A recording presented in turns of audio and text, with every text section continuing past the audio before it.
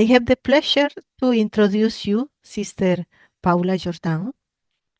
She's originally from Portugal and has been a member of the Verbum Dei Missionary Fraternity since 1990.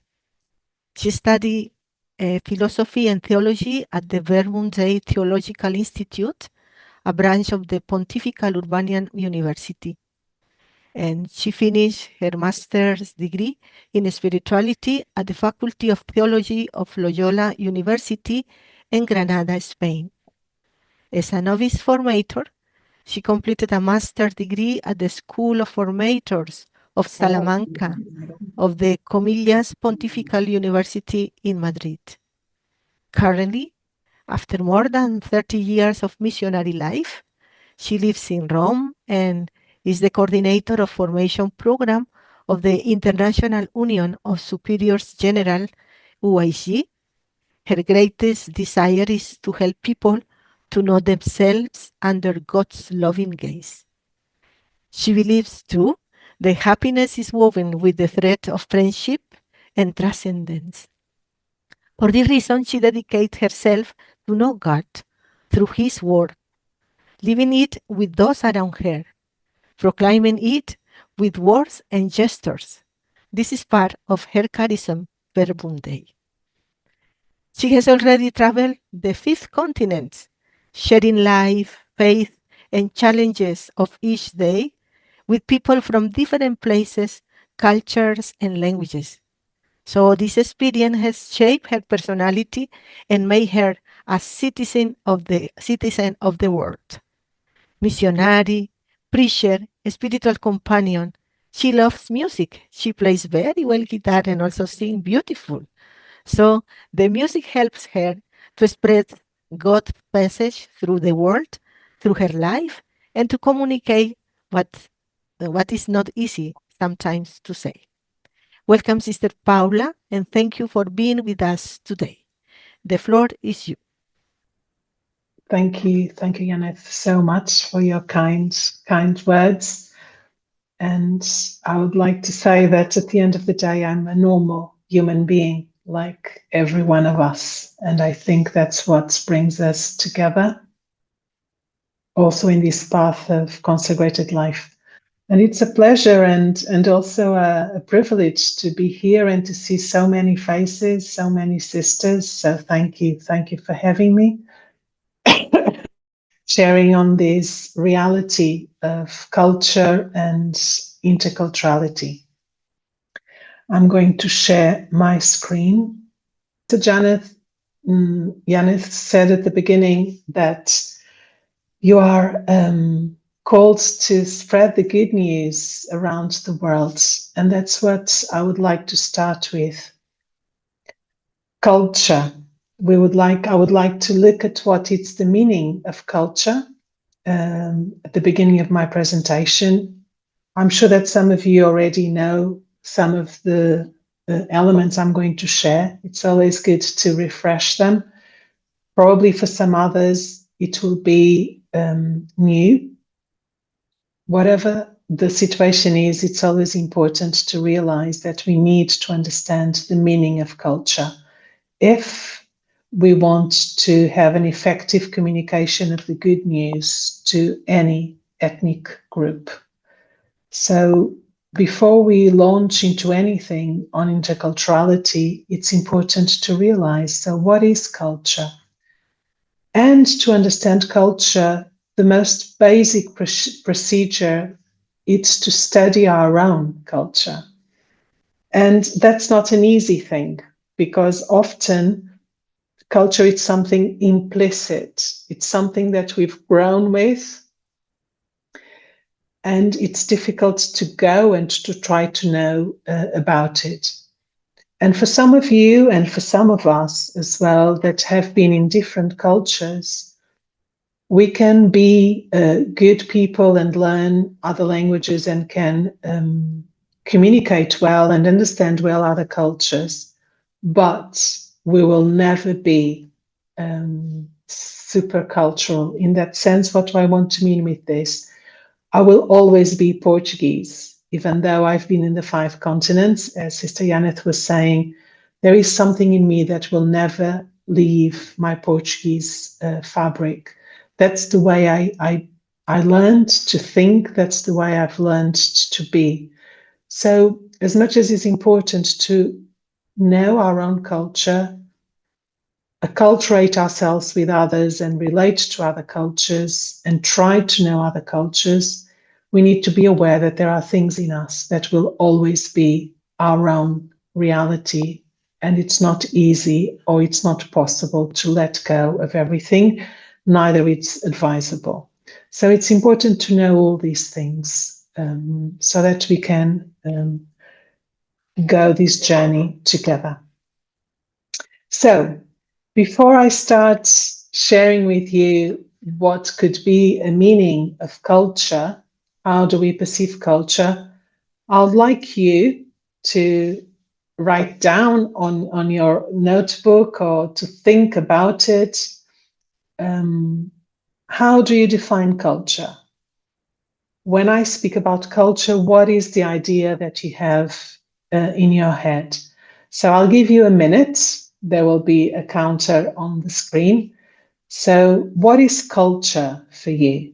Let's pause for a minute and think and write. Let's start with culture. The first thing we notice in others and in ourselves are the behaviors that people have. So we look at our sisters, or we look at the cultures, at the places where we are, and what we see, for instance, it's the way people greet each other, or the food people eat, the way they eat, the way they walk, or the way they dance.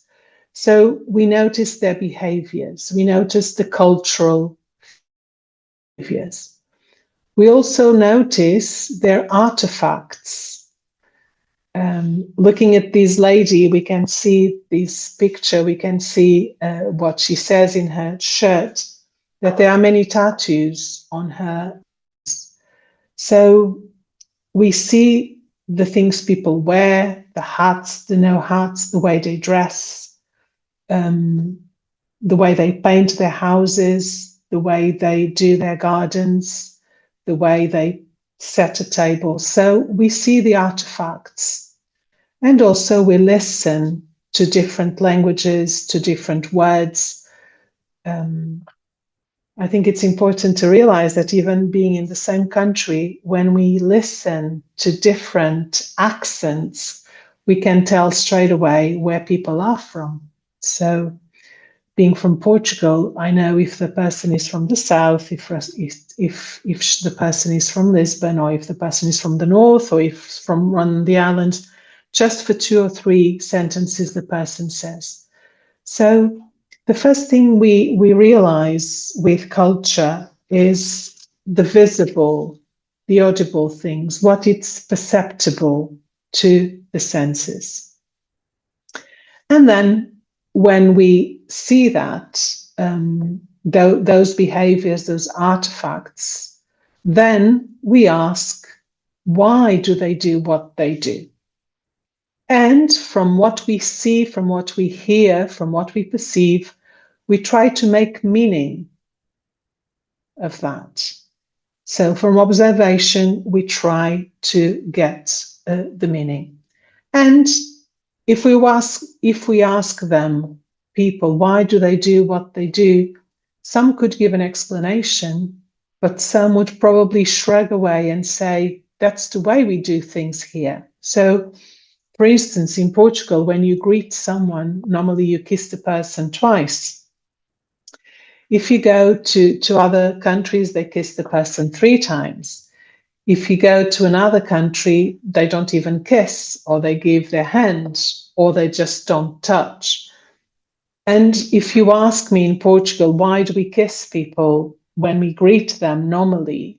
I don't know why. I don't know where that came from.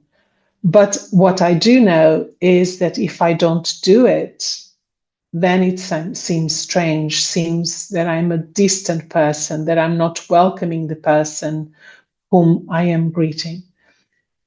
But if you ask me, why do we say thank you in a special way, which is obrigada, I know the meaning. I know why we say that. We are obliged to the person. We want to commit to the person who has made us a favor. So there are things in our own cultures that we know the reason why we do them, but there are many things that we don't know. And when we come in contact with other cultures, sometimes we wonder, why do they do that? And some people will be able to tell us or not tell us. As on this picture, that these guys that say that they are very busy, if you look at their trolley, at their car, it doesn't have a round wheel, it has a square wheel. And for a round wheel culture, looking at that, we would find it very weird. They are wasting time, they are not doing things properly. But often people do things the way they know, as they know, because they have not been exposed to anything different. So that's one of the things we need to realize, that culture often brings behaviors, ways of doing things, ways of speaking, ways of wearing things that often are not clear, not explainable in that sense. The people don't know why they do that. We just do it. That's the way we've done things here. That's what it says on the screen.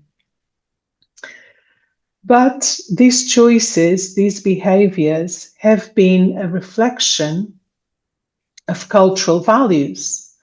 And that's the next level of our view of culture. So the first level is what we can see, the behaviors, the artifacts, what we can hear, the language. And then the next level of culture, it's the values. What is behind? What is the reason why people do what they do? So the values would be the answer to what is good, to what is beneficial, or what is better to do. We'll give some examples. So here they are. Values are the decisions that a culture makes when faced with common choices. For instance, if you go to the bus stop and there are some people there, or if you go to the supermarket and there are some people there already, many cultures have the value of respecting the order of arrival. So you ask who is the last person and you stand and wait in a queue. So that's a behavior that responds to a value. What I was saying before, when I greet someone in Portugal, there is this value of being welcoming, of being respectful, of making the person feel at home. And so we greet the person, or we invite the person to be part of what we're doing. So the behavior of greeting, the value of hospitality. So if you see someone that you haven't seen in a long time, then you welcome the person, you invite the person to your own home. In other cultures, you are not obliged to invite people to your own home. That's a different value of hospitality. So it's important to realize that all cultures have their own values, and at the same time, they have different priorities of values. For instance, in the culture that I know, the value, it's very much transparency and honesty. As you see on the screen, you have talking straight, being genuine and ethical, but that leads to a way of being that in another culture where respect is higher than honesty, people will not tell you exactly what they think if they think that's going to hurt you. So I hope I'm making sense. In a culture where honesty is very highly valued, so people will be much more direct. They will tell you what do they think. And in a culture that honesty is still valued, but respect comes first, then the value of respect will lead you not to say everything you think with the fear of hurting or not hurting others. When these two cultures come into play, sometimes that can be a challenge. The other day, I was speaking with one of my sisters, and she was telling me that in this particular culture, she found people very arrogant because they will be very blunt and they will say what they think. And then I was speaking with her and said, but probably it's not being arrogant, is that they just say what they think in a way that probably you're not used to. So we need to try to understand that behind all behaviors, there are values. Sometimes they are our own values, sometimes they are different values. Sometimes the same values are expressed in different behaviors. So values help those who live within the culture to know what should or should not be done in order to fit or adjust to the pattern of life. For instance, a friend of mine went to out of Europe country, and here in Europe he was used to greet a woman with a kiss. He went to her wedding, and there he kissed her. He kissed her. And that was a big problem, because in that culture, a man to kiss a woman on the face in public, it's only reserved to the husband. So there he began a little bit of a big problem, because he didn't know that he should not do that in order to fit in. And that often happens as well in our congregation, in your congregation, in my congregation, in our communities that are international. Different behaviors have behind different meanings because they respond to different values. Or the same behavior can have behind different motivations. So, again, to remind you what we've seen so far, at the top of culture, we have the behaviors, but then underneath, which is not so visible, we have the values. And values respond to what is good or what is bad. But still, that's not everything in culture. Beyond questions and behavior and values, we are still faced with a more fundamental question in the nature of culture. This takes us to a deeper level of understanding, that is, of cultural beliefs. So we have the visible, what we do, the behaviors, the artifacts. Then we have the values. And then underneath, we have the beliefs. Let's see if we can make sense of this. So the beliefs is what we believe that it's true. It's not only what is good or what is bad, but what is true. Hopefully, the values we choose respond to the belief we have. So I read, values in a culture are not arbitrarily select, but rather invariably reflect an underlying belief system. So if you look back at your own country, or if you look back at Catholicism, or if you look back at your own congregational culture, or if you look back at your own family, in all of those, we can see the behaviors that respond to the values and the values that respond to the belief system.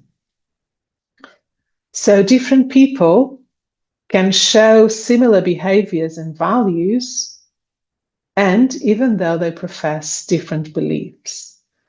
So we've seen, and thanks be to God, that many people in the world are striving and being committed to peace, and often they believe in different religions or they don't even believe in any religion. So we can still be pro-peace and try to defend human rights and try to create peace in the world. And that doesn't mean that everyone believes in the same thing or in the same God. That's just an example. However, sometimes our values and our behaviors can be contradictory. They may be the opposite of the beliefs that we supposedly say we have. Let's see some examples here. So a belief is what we say is true. For instance, we say that God loves us all. We believe that that's true. A value that would go with that, it would be to respect everyone in the same way. And a behavior would be to treat each person with the same amount of respect. But we know that often that it's not so. Sometimes our choices show that we value something different from what we say we believe. And that's where in our Christian culture we speak about conversion. But let's see some examples in our religious life so that I hope it can make sense for us or be clearer. If we say we believe in Christ and that Christ is present in each person, so that's what we believe, that's what is real, but then we treat some people with less respect, our actions show that beneath our value of preference and of status, it's more than human dignity. But often as well in our community, we listen with respect to every member, regardless of role or background. So we have belief that Christ is present in each person. We have the value then of respect or the value of preference, of status that compete with each other. And then we have the behavior. Do we discriminate or do we listen with respect and welcome everyone in community or in the society, regardless of their role or background? Another example, we can say we believe in poverty and simplicity. We can believe that that's the real thing of being human. That's the best way of being human. But often we can see people that even within religious life, they seek comfort or they seek prestige. So at the end of the day, the value is not that of modesty and humility, but it's the value of security or prestige or reputation. On the other side, there are people that choose and communitarian decisions that choose modest housing, simple meals, and sharing resources with those in need. So here again, we can see these three levels. What's the belief? We believe in poverty. What's the value? Is it prestige and comfort, or is it modesty and humility? And then the different behaviors that we can have. Another example, we can say we believe in obedience and listening to the Spirit, and more so now that we are going together on these synodal journeys. So we believe that we are together, as the Psalm today of Mass invited us, "Here I am, Lord, to do your will." We believe that the best thing that we can do is to do God's will and to look for God's will together. So that's the belief. But then what are the values? Is it the value of listening? Is it the value of obeying? Or is it the value of autonomy, of being independent? So there is as well these two possible values that can be competing with each other. And then how do we act? Do we ask permission? Do we discern together? Do we pray together and dialogue together? Or do we just value our own will and do whatever I want to do? And that stands for leaders and stands for those who are not leaders at the moment. We are all leaders somehow. So again, beliefs, values, and behaviors. Another belief in our religious life is that we believe in community. But that as well can lead us to live in community and really value being together, journeying together. Or if we don't do that, there's another value there, that it's independence rather than communion. So if we value really community in which we believe, then we will look for times to be together, to pray together, to support one another in times of joy and difficulty. The reason I'm spending time here is that before we go to meet other people with other cultures or other sisters within my own community, we need to be aware of how beliefs, values, and behaviors play in each one of us. We need to be aware, which often we don't stop and think, what am I believing here? What are the real values that are shaping my decisions, and what are my actions? What are my decisions, my actions on the real day-to-day life?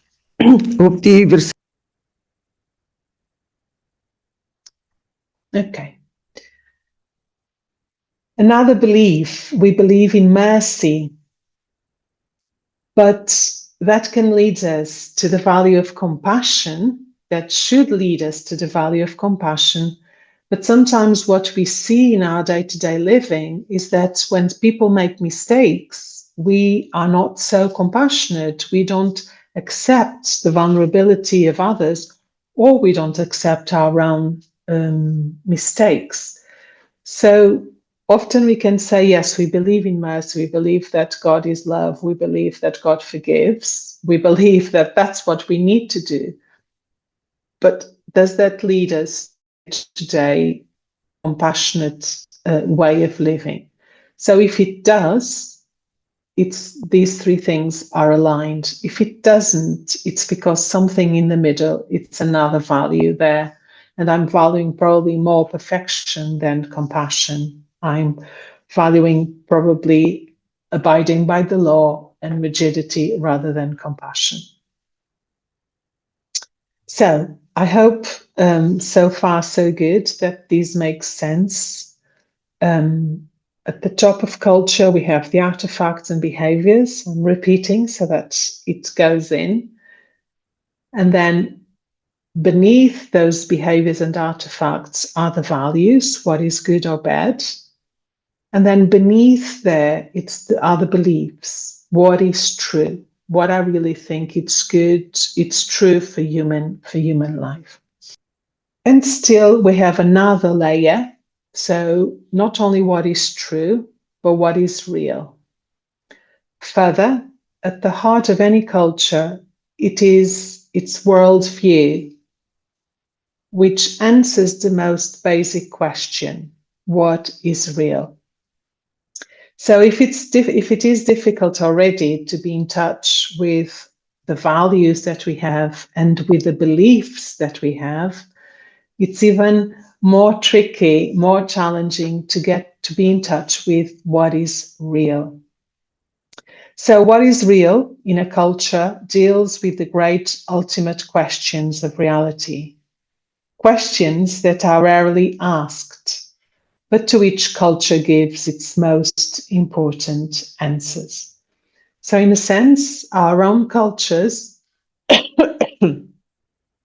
have given us a way to answer this question, and often we are not even aware. Even our congregational culture, our family culture, our country culture, or our language culture, or our age culture. So the question is, what is real? What in me that is real? So each culture assumes specific answers to the questions of meaning. And those answers control and integrate each function, aspect, and component of the culture. For instance, in a culture where I've been, there's these layered society, yeah. And the belief and the reality of that culture is that there's a belief that if you have born in that layer of society, it's because the gods want that to happen. So the more you are aware of that and you accept that, the best human being you will be. And that creates a culture, and creates a culture that there are different layers and there are different groups. For instance, in our own Christian culture, we believe that what is real is that we were all created by God, and therefore everyone is equal. That has had an impact as well. In Europe, for instance, there has been a Christianized continent for a long time. Now I think we're losing those roots. But that led to realizing, and I hope we don't lose it with all these new trends that we have now, has led to the reality that everyone is the same. So what we think it's real, it will shape us. For instance, for a long time in the Catholic Church, people were afraid of hell. And we know all the time of the 1600, all the problem of the indulgences and all the taxes that people had to pay in order to free people from purgatory and from hell. So that's what people believed was real, that if you don't behave, if you don't do things as God wants you to do, then you'll be condemned forever. And that's very frightening. And that led to a way of living religion to be afraid of God. Now, the way we believe in God now, it's a little bit different. We believe in God's mercy, we believe in God's justice, but we don't believe that God is there just to take account of all your sins so that to throw you into purgatory and hell. There's a different way of understanding that. There's the personal choice, there's the personal freedom. And that's the belief that as we open ourselves to God's mercy and God's grace, God's love and God's grace is stronger in us. I'm just saying these little things or big things because it's important to realize, what do we think is real? Yeah, so what do we think is real in order to realize how culture affects us?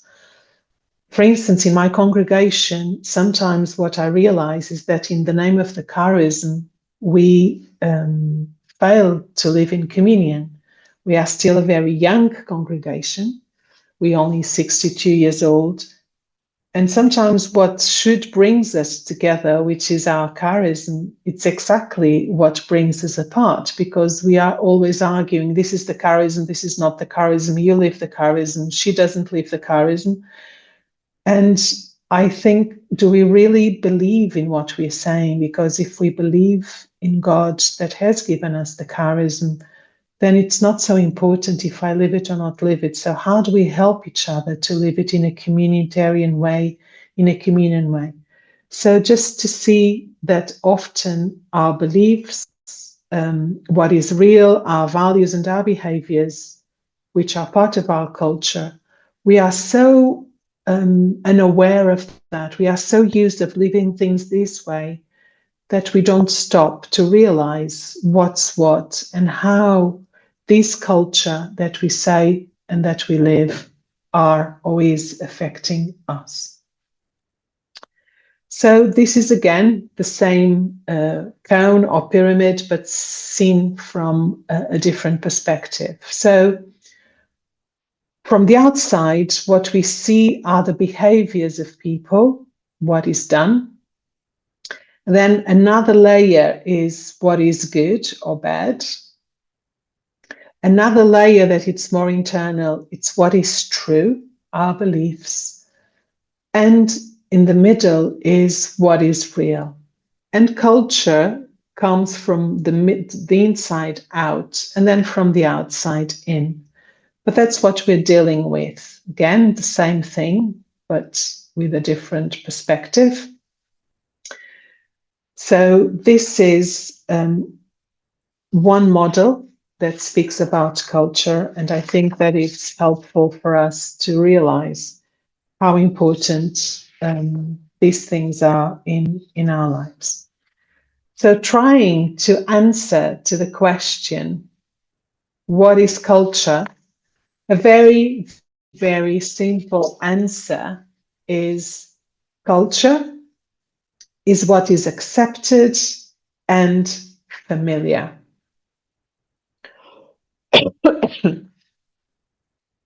So it's the food that is accepted and familiar. I remember once that I was in another country as a novice mistress, and one of my team formators decided to cook something from her own culture, and there was no way those novices would eat it because for them was not accepted or familiar.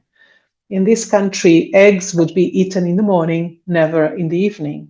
In the country of my formator, eggs would be eaten mostly in the evening and not in the morning.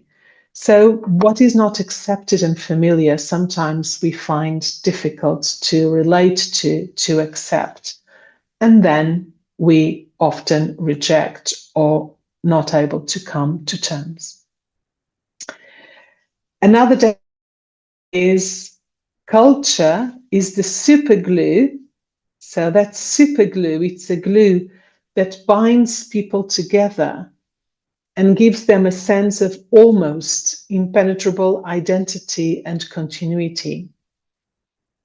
This identity is manifested in the way of doing things. That's the behaviors. So the other day I rang a friend of mine in Portugal, and straight away I hadn't spoken with him for a long time. But straight away, I could relate to the way he responded, to the jokes he was doing, to the people he was speaking of, because it's part of me. It's something that it's part of my identity. And I don't have to say, I do know that being here in Italy, I miss many things from Portugal.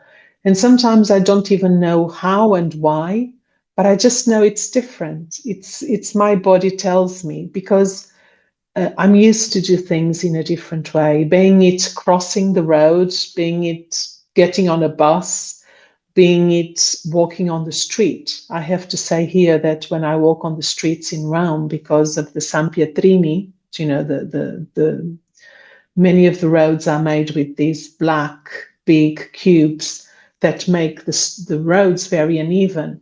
That creates in me a sense of no security. Whilst when I'm back home in Lisbon, there are also these cubes for the cars, but the place where the people walk normally are done of other things. So I feel safer. These things because we are used to. Or when I'm ill, what I like, it's what my father and my mom used to do for me. It was this hot broth of chicken soup made with rice and onion and chicken. And you give that to me, and when I'm ill, and I feel that my body accepts that. Once I was ill in Spain, and they gave me boiled potatoes with vegetables, and I couldn't eat it because it wasn't part of my identity. So it's very important to realize that culture is something that it's very much under our skin, but binds us. It's a super glue that makes sense, that everything makes sense, vision of the world and in the things that we do. So another definition of culture that Pope Francis left us in Fratelli Tutti is the word culture indicates something that has penetrated the people. So see the words, they are very important. The word culture indicates something that has penetrated the people. So it's underneath, it's not something external, it's something internal. Their most intimate convictions and their lifestyle. So As I said before, often it's not something that people can express. They don't know, we don't know why we do things. It's something that we have inherited, but makes sense for us. And if we talk about a culture in the town, that is more than an idea or an abstraction. So what Pope Francis as well says is that it includes the desire, the enthusiasm, and finally a way of living that characterizes this human group. So culture as well, and being here with the Salvatorians, you have your own culture as a congregation. And that as well is determined, conditioned, designed by the desire and the enthusiasm and the way of living that you have embraced for this human group. So therefore, when Pope Francis spoke about the culture of encounter, what he was saying is that he was speaking of a people that are passionate about trying to find each other, to look for points of contact, for building bridges, projecting something that includes everyone. So, till here is a little bit the definition of culture that I would like now to deepen. Culture are the general elements, the social elements, the economic elements, the authority elements, the economic elements, the way of doing things elements of a people or nation, but they are also unique elements. So in different cultures, things are seen and done in different ways. Another thing that's very important, and that's why culture, it's so central for each one of us. And often it's not easy to let go of our own culture, to welcome other cultures or to embrace other cultures, because culture gives us a sense, gives us meaning, gives us purpose. So if you change the culture, if you change the sense, people get lost. Culture gives us a sense of identity. So when I say that I am Portuguese, and you will be expecting that I present myself and straight away I will tell you where I am from, because it gives me a sense of identity. The way I was born, the language I spoke, the places I went, the way I studied, the way I used to spend my holidays. So that gives me my identity. So culture, it's so important because it makes us be who we are. So it's not easy to let go of that identity. For instance, for some culture, for some people to learn another language, it's very difficult because to think in another language, to speak with other terms, often can lead to a sense of, but I'm not me anymore because I cannot be with my language. And I have to say, I have a privilege of having learned many different languages.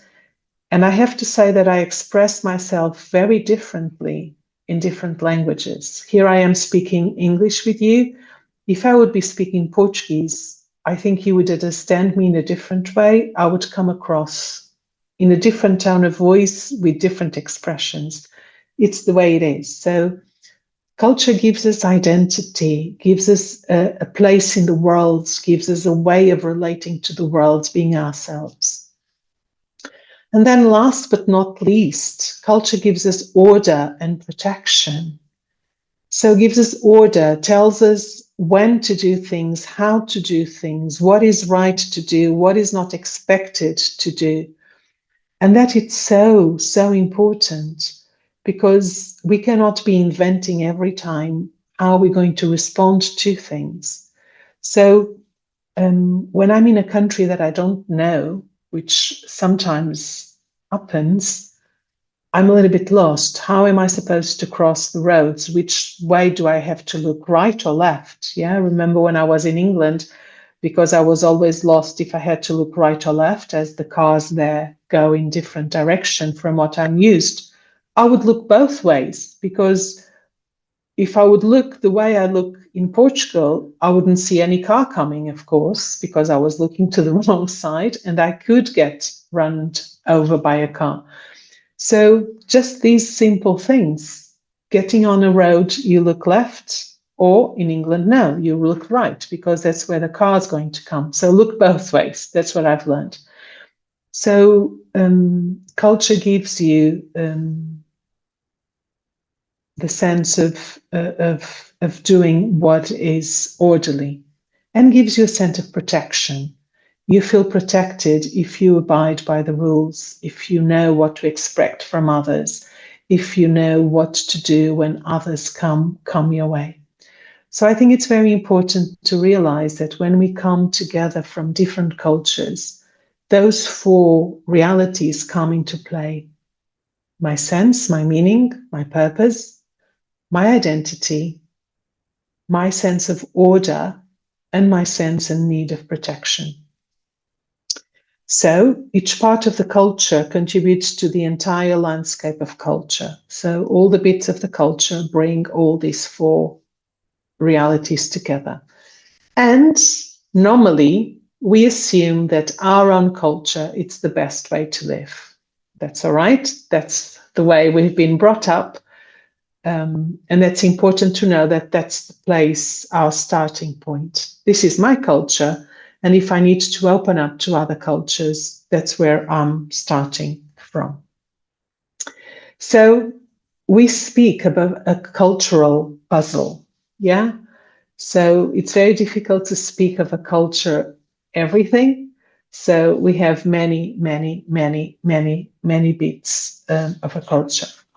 For instance, in a culture I was, I wanted to ask something to someone, and one of my sisters said, Paula, no, here we don't ask those things. And I said, why not? Why can't we just ask? Because I was coming from a culture that I ask and the person will say yes or no. But in this culture, you're not supposed to ask, because the person feels obliged to say yes. So then I learned that in that precise culture, I had to ask something, but to always give the other person the possibility of saying yes or no. So even today, when I speak with one person on the phone with a person from this culture, I ask the person, can you do this favor for me? But if you cannot, it's okay also, don't worry. So I need to give both possibilities in order for the person to respond. So there's many pieces into a culture.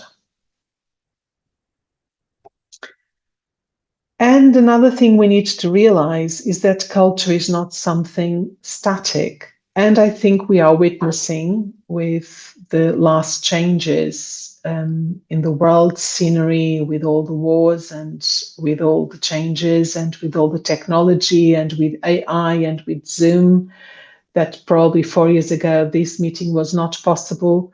So things are not static. We are changing constantly. So there is a fluidity, and there is also unity and diversity within the same culture. So if I go now to Portugal, I could say, oh, things have changed, or things are not the way they used to be, or this is not the Portuguese culture, because some things still remain there. The food is still there, the way we knew it, but things are moving on, and there are many other foods from other countries coming in. But there are things of the new generations that probably I don't know, and they are very fluid. So we need to be open to that, to the diversity, to the unity, to the fluidity, to the change. And some of us find change easier. Some of us find change more difficult. So we need also to be aware of that. Again, one of the things that we really need to highlight is that all cultures define a legitimate way of life. In the past, very sorry to say, colonialist way of looking at things, and some cultures thought themselves better than others. And in the name of that betterness, if that word exists, of being better than others, they oppressed other cultures, they banned other cultures, they tried to change other cultures, yeah? And we could say so many examples. Also in religious life, sometimes some cultures, sometimes the culture of the foundation, if it was in Europe, in Italy, in Portugal, in Spain, or if it was in any other part of the world. So sometimes that culture embodied the charism, and that was taken to other places. And often it was very difficult to say what was the charism and what was the culture. So my congregation was born in Spain. And as we are so young, now we are realizing that there are many things of the charism that are much more Spanish than of the charism. And more than Spanish, they are from Mallorca, which is another culture within the Spanish culture. So we cannot accept anymore that one culture is better than others. Every culture has its own strong points and its own weak points. Every culture is called to be evangelized. Every culture is called to be more like the gospel. So being Portuguese, I need also to understand what richness other cultures can bring. What richness other cultures can bring to the play, to my own reality, and not say, no, Portuguese culture is the best and it's better than Spanish, or it's better than French, or it's better than English, or it's better than whatever culture. That doesn't enter anymore into the picture. No culture is normative or better than another.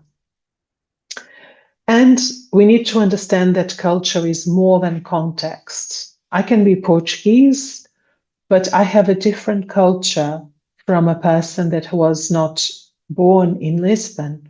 So Lisbon has a capital culture. My father was born in the countryside in what we call the interior Portugal. So my father's culture was different than mine. Then different social realities. When I go back to Lisbon, the apostolate we have, it's with middle-class people, rich people, which is very different if I work with the poor people of Lisbon. Then young people have a different culture from my father, who is 80. Then people in power are different from people that have not studied. So when we speak of culture, we have to bring in all these variances, all these factors. So also social change is ongoing and fluid. And another thing is to speak of ethnicity and race. Race is a human construct that we have done based on the skin color, based on hair, based on the way people speak. But ethnicity brings us all these realities of different factors that shape people by the way they eat, by the language they speak, by the geographic place they inhabited, by their own history. And then there are individual and communitarian situations and history. So all of that brings a total different spin on what culture is. So culture is not just ethnicity. For instance, my mom was from India. She came to Portugal where she met my father. So I can say that I am deeply Portuguese, but I can see and sense that in me there is a part from India that I don't know how to define, because I've only been in India 2 weeks to visit. But I know there are things in me that are inherited from the relationship with my mom and from my genes that creates in me a specific culture. So I've been speaking for a long time now. I'd like you to stop and to think and write 3 behaviors that you think represent you, that people identify it with you as yours. 3 most important values for you. and 3 beliefs that give meaning to your life.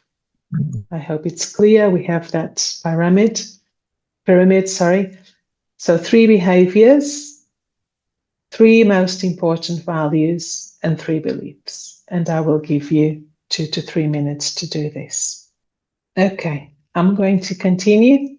Then you'll have time to do it. I think these questions are important. Thank you as well for the ones who have written things on the chat that I just saw now.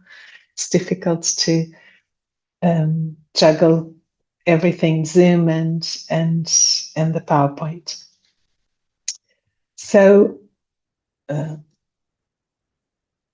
me just hide things. Okay, so this is another image that can help us with what I've just explained. Why? Because often when we have conflicts or disagreements, cultural ones in community, we just see the visible expressions of culture. And that's what the image wants to see. It can be a tree with roots, can be an iceberg that I don't think any of us have seen, but we understand the concept. Can be a carrot with the carrot underneath with all the leaves on top. So what happens? That we have the visible part of culture.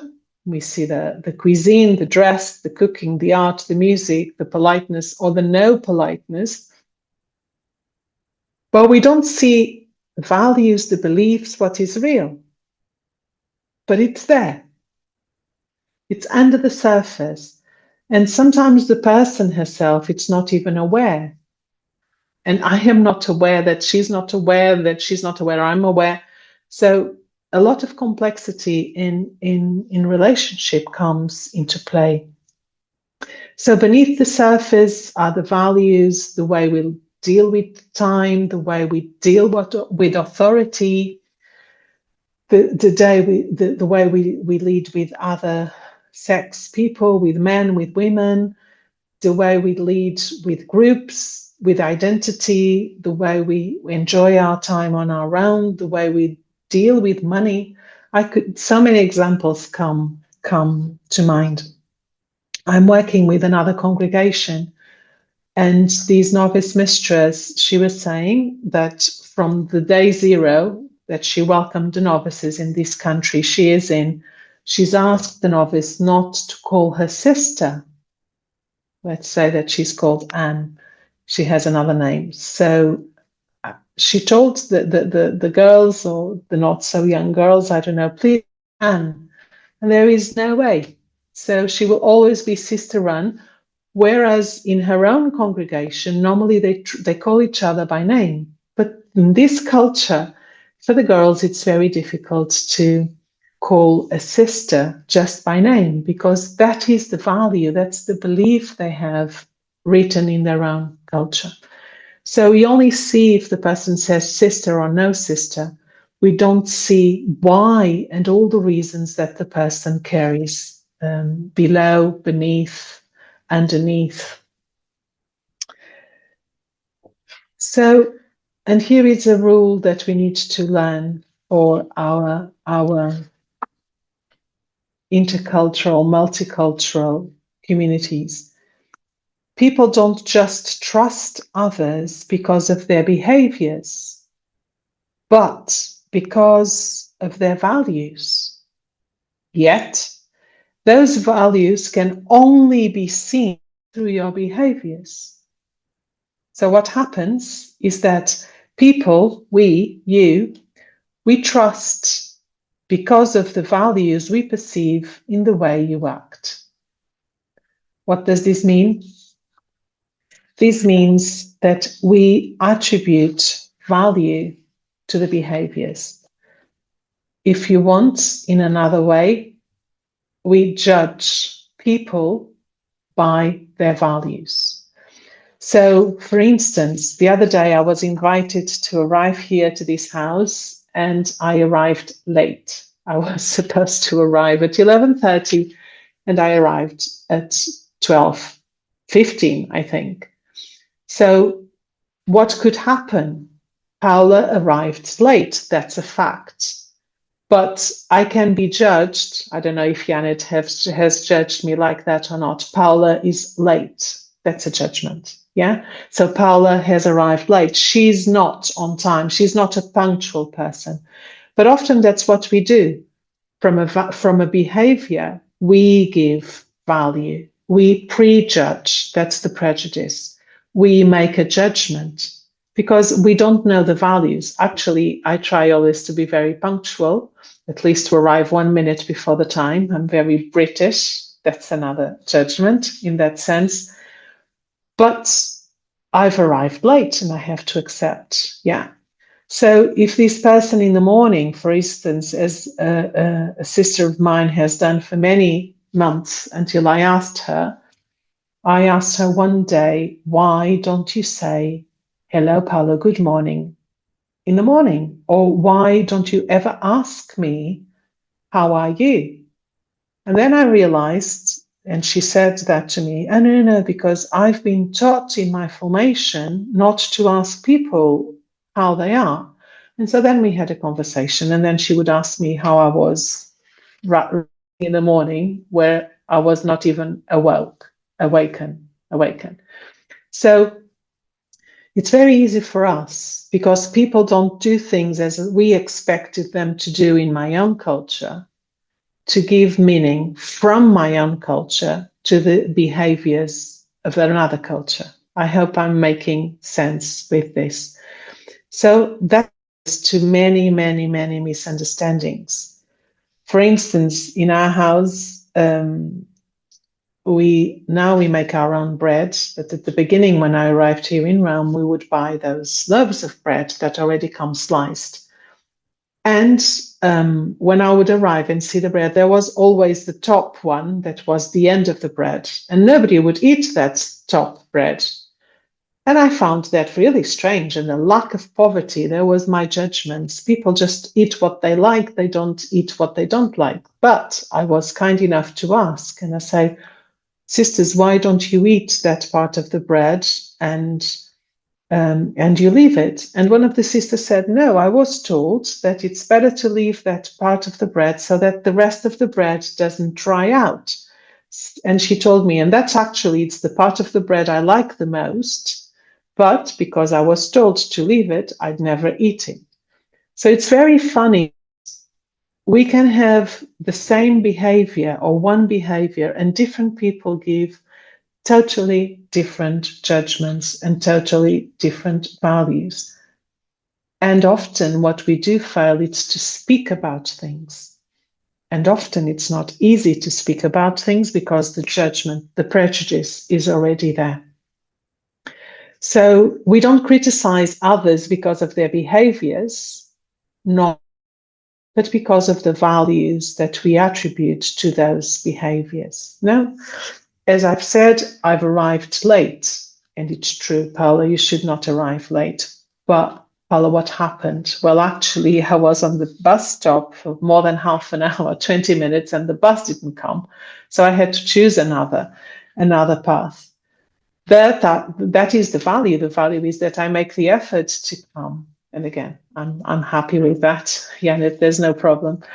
But sometimes instead of asking why the person is doing that, trying to understand, we're already clashing on the surface. This is not the way things are done.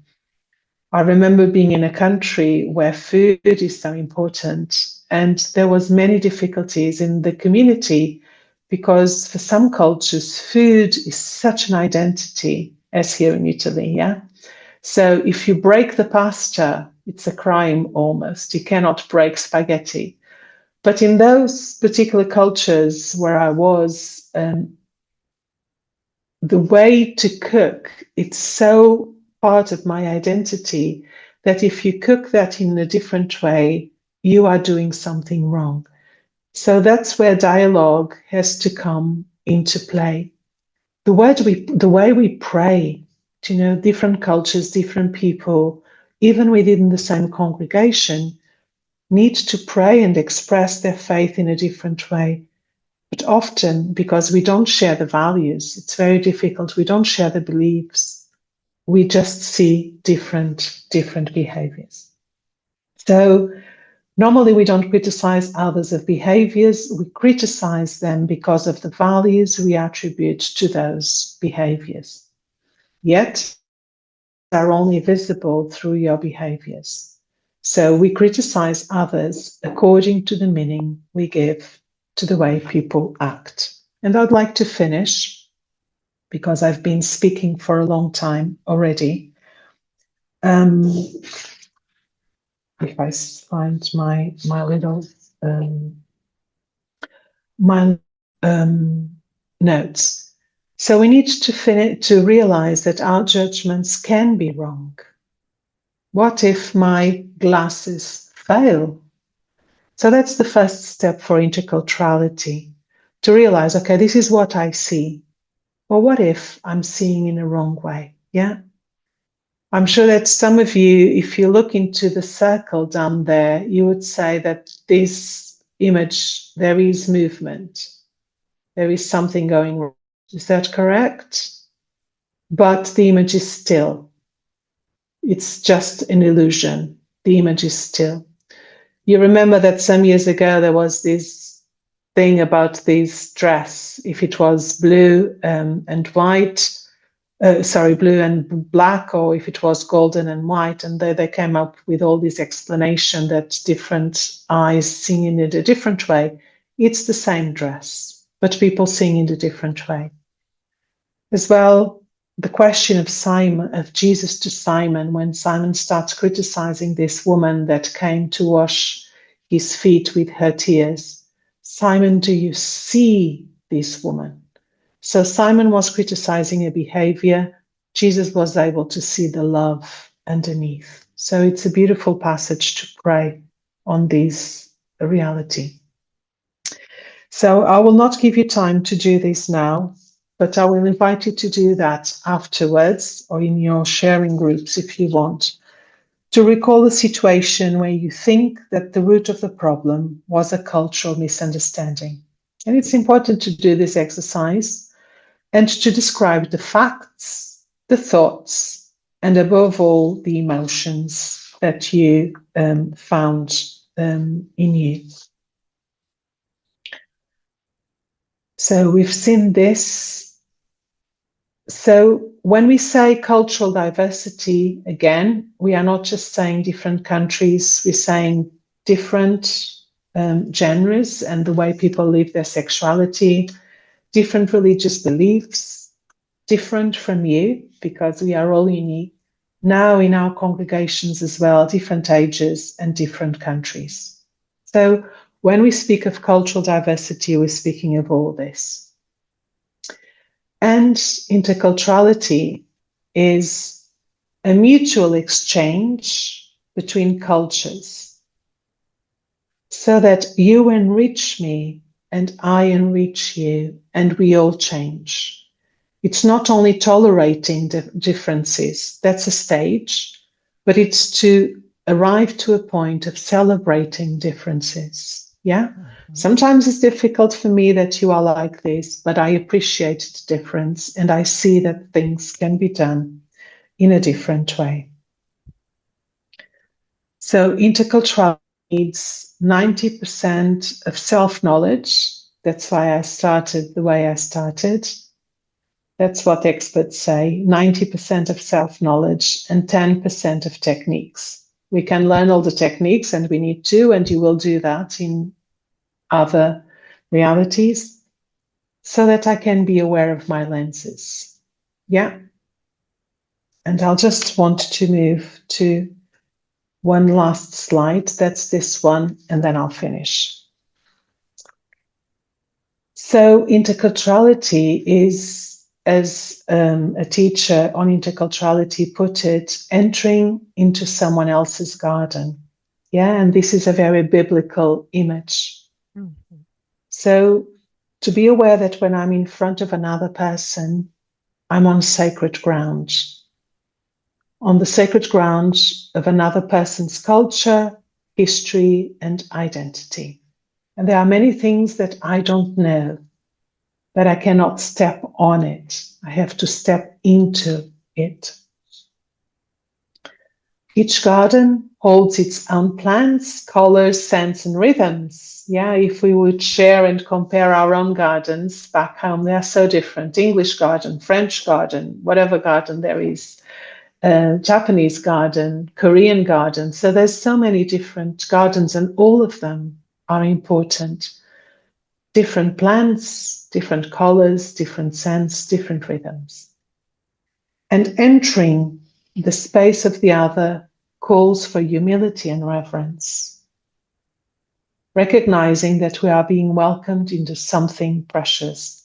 Probably there are weeds as well, but it's not for me to take the weeds straight away. It needs trust, needs building a relationship. So entering into the other person's garden with no shoes, as Moses did, yeah, with no sandals, so that I can walk gently with barefoot in the cultural space of others. You have more content in the PowerPoint, but I think I need to stop. It's time, and I think you need a break. I've been speaking for a long time. So, Janet, over to you. Thank you. Thank you so much, my dear Paula, for this rich sharing that we receive from you by examples, how you helping us to understand the concept, no, from ourself, our behaves, our values, also our beliefs. And I think that this will help us a lot to do the next step. Also, your questions will helping us to reflect and to go inside.